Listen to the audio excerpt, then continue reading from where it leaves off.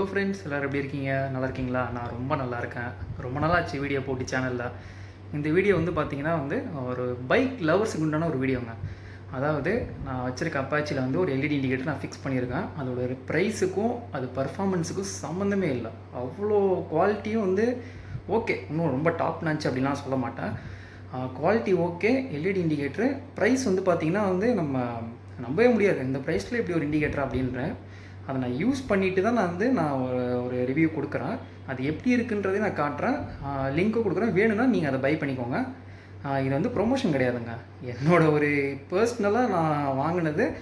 Friends கேட்டாங்க indicator நல்லா இருக்குது அப்படின்னு சொல்லிட்டு, சரி ஒரு வீடியோவாகவே போட்டுருவோமே அப்படின்னு சொல்லிட்டு தாங்க போட்டிருக்கேன். சரி, இப்போ நான் அதையும் நான் காட்டுறேன், ஓகேவா? அதில் இன்னொரு நான் ஒரு செட்டிங்ஸ் பண்ணி வச்சுருக்கேன். 4 இண்டிகேட்டருமே எரியிற மாதிரி ஒரு சுவிட்ச் மட்டும் கனெக்ட் பண்ணி அதை நான் ஹசார்ட் லைட்டாக நான் அதை மாற்றிருக்கேன். அது எப்படி இருக்குது, என்ன ஒர்க் பண்ணுதுன்றதை வீடியோவில் காட்டுறேன், ஓகேங்களா? மறக்காமல் சேனலுக்கு புதுசாக வந்துருந்தீங்கன்னா மறக்காமல் சப்ஸ்கிரைப் பண்ணிக்கோங்க. ஓகே, பார்த்துக்கோங்க. இதுதான் இண்டிகேட்டரு. லுக் இப்படி தான் இருக்கும். இப்போ நான் அந்த ஹசார்ட் லைட் காட்டுறேன். இதுதான் நான் சொன்ன அந்த ஹசார்ட் லைட் சுவிட்சு, ஓகேங்களா? இதை என்ன பண்ணணும்னா, ஃபஸ்ட்டு இண்டிகேட்டரை ஆன் பண்ணிவிட்டு அதுக்கப்புறம் இந்த சுவிட்சை ஆன் பண்ணோன்னா 4 இண்டிகேட்டருமே சேர்ந்து எரியும். இந்த சுவிட்சை ஆஃப் பண்ணிவிட்டா நம்ம எந்த டேரெக்ஷனில் இண்டிகேட்டர் போட்டிருக்கோமோ அது மட்டும் தான் எரியும். இப்போ நான் அதை ஆன் பண்ணி காட்டுறேன். இப்போ ரைட் சைடு மட்டும் ஆன் பண்ணி வச்சுருக்கேன். ரைட் சைடு மட்டும் எரியுதுங்களா? இப்போ ஹசார்ட் லைட் ஆன் பண்ணுறேன். இந்த சுவிட்ச் இருக்குல்ல, இதை ஆன் பண்ணிட்டா 4மே எரியும்.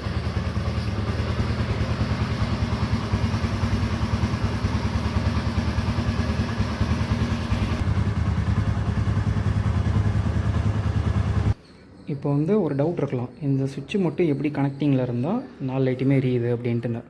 ஒன்றும் இல்லை. இந்த சுவிட்சில் 2 ஒயர் வரும், இன்புட் அவுட்புட் வரும்.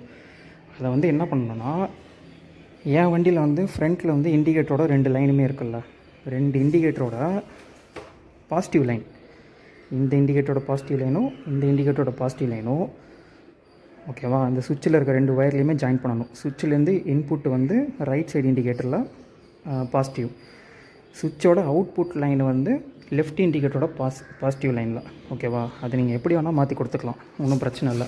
இன்புட் அவுட்புட் எப்படி வேணால் மாற்றி கொடுத்துக்கலாம்.